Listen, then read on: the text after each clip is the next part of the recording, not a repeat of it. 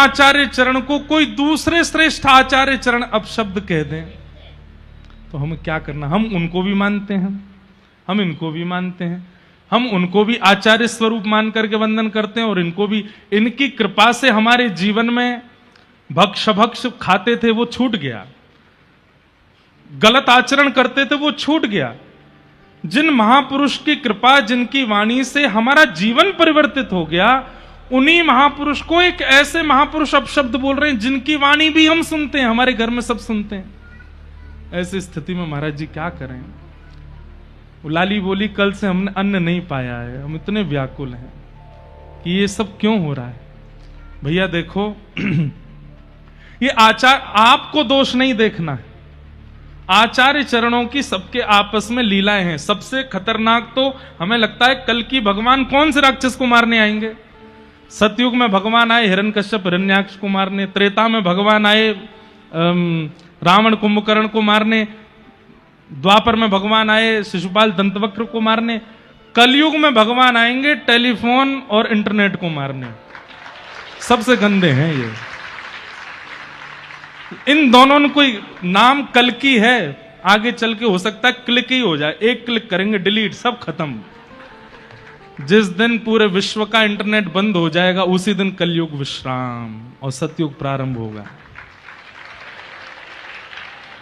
आपसे हमारी प्रार्थना है कल को कितने भी श्रेष्ठ आचार्य चरण अगर किन्हीं महापुरुष के बारे में कुछ ऐसा बोल दे रहे हैं, आप उसको केवल आपसी विनोद समझो, उसको ज्यादा हृदय पर लेकर के आपको क्यों करना है चयन, कौन श्रेष्ठ कौन अश्रेष्ठ? आपके लिए सब श्रेष्ठ होने चाहिए। नित्यानंद महाप्रभु कल सुन रहे थे ना कथा में, वो घर घर जाके कहते हैं, बोले तुम्हारे बर्तन हम धो देंगे, तुम्हारे घर की सब्जी हम बना देंगे, तुम तो केवल हरि बोल बोलो। जब वे ये बात कह सकते हैं, चैतन्य महाप्रभु कहते हैं कि इस कलयुग में किसी जीव का त्याग नहीं करना, किसी जीव का उद्धार नहीं करना, सबको स्वीकार करना है। क्यों? क्योंकि उसमें जो दोष है ये उसकी कमी नहीं है, ये कलयुग का प्रभाव है। तो कलयुग है, कई बार ये कलयुग अपना प्रभाव इस भांति दिखाता है कि हमें लगता है कि आचार्यों में आपस में विवाद हो रहे हैं, हम भक्त किस राह पे जाएं? आप तो जिस राह को पकड़ लिए हो उसी पे ही चलते चलो। क्या चैतन्य महाप्रभु का विरोध नहीं हुआ था? उनका भी विरोध हुआ था। क्या श्रीमद रामानुजाचार्य जी का विरोध नहीं हुआ? क्या रामानंदाचार्य जी का विरोध नहीं हुआ? क्या कबीरदास, अरे औरों की छोड़ो, तुलसीदास जी का विरोध नहीं हुआ? मीराबाई का विरोध नहीं हुआ?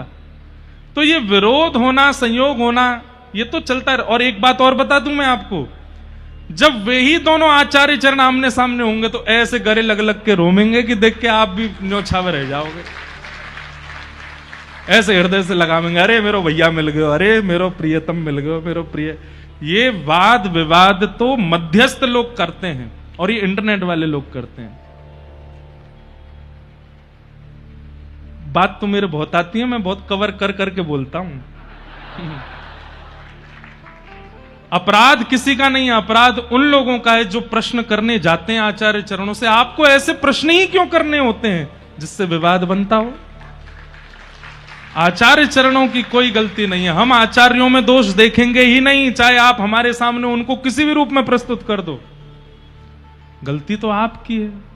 वे तो बेचारे आचार्य चरण तो बड़े भोले हैं, उनको क्या पता होता है कि सामने हमारे कैमरा लग रहा है, ये लग रहा है, ये केवल अपने कंटेंट वायरल के लिए हमसे ऐसे।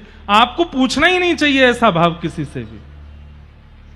अरे ऐसी बातें पूछो जिससे विवाद शांत होता हो, ऐसी बातें नहीं कि जिससे आग और तेज हो जाती हो। कहीं दिख रहा है कि अग्नि लगी है और आप वहां झोंक करके कपूर फेंक आए तो आप अच्छे माने जाओगे? कहीं लगा कि भाई अग्नि चली है तो वहां जाओ, जाकर के थोड़ा पानी डाले आओ। फायर ब्रिगेड वाले वो क्या बोलते हैं उसको, लगे रहते हैं, वो लेकर के जाओ। वैष्णव का स्वरूप है, वो विवाद को और तीव्र नहीं करता, विवाद को शांत करता है। इसलिए हमारी आपसे प्रार्थना है, कभी भी किन्हीं भी आचार्य चरणों के समीप जाइए, हमारे पास भी आइए, हमसे भी किसी और की बातें मत कहिए। कई लोग बोलते हैं महाराज जी आपसे पहले वो वाले महाराज जी आए थे, वो तो ऐसा ऐसा कह रहे थे, उन्होंने तो ऐसा ऐसा कहा। आपको क्यों दोनों के बीच में चिंगारी डालनी है? उन्होंने जो कहा वो सुन लिया, अब हमारी बात सुन लो बस। जिसमें आपको निष्ठा होती हो उसका पालन करो। हमारी आपसे प्रार्थना है, ये वाद विवादों में मत चलो, बहुत कम समय बचा है हमारे पास में, जीवन बहुत छोटा है। ठाकुर जी का नाम स्मरण करके अपना जीवन उद्धार कर लीजिए। सोचिए, यहां लोग बाग यात्राएं निकाल रहे हैं, यहां लोग बाग बड़े बड़े मंचों से जाकर के कह रहे हैं कि भैया हिंदू एक है जाओ, ये है जाओ। अरे हिंदू उनकी कहा चले, यहां संप्रदाय एक नहीं हो पा रहे, भक्त एक नहीं हो पा रहे, भक्तन में लड़ाई चल रही है, तिलकों पे लड़ाई चल रही है, मंत्रों पे लड़ाई चल रही है, वेशभूषा पे लड़ाई चल रही है।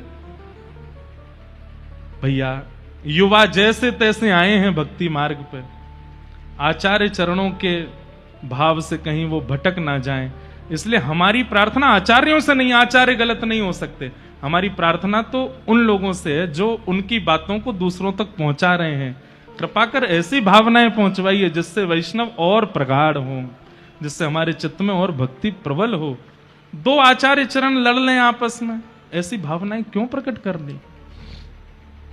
यहां देखिए श्रीमद वल्लभाचार्य जी महाराज पुष्टि मार्ग के प्रवर्तक और श्री चैतन्य महाप्रभु श्री गौड़िया वैष्णव परंपरा के प्रवर्तक जगन्नाथपुरी में दोनों भुजा उठाकर के नृत्य कर रहे हैं।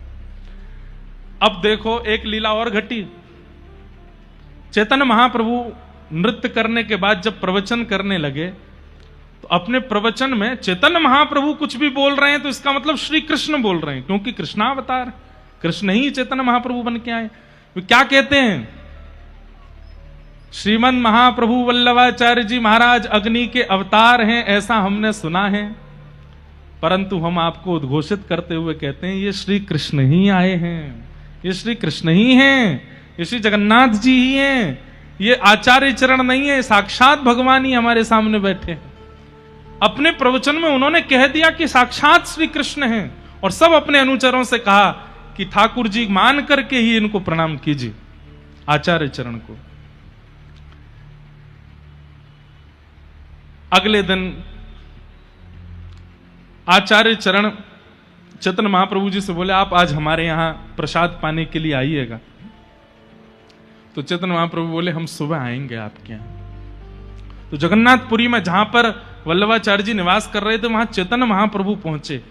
तो आप जैसे ही आए, आकर के थोड़ी देर आपकी वार्तालाप हुई, इतने में ही आपने अपनी गृहिणी को आज्ञा की चैतन्य महाप्रभु आए हैं, कुछ भोग प्रसादी लेकर के आओ।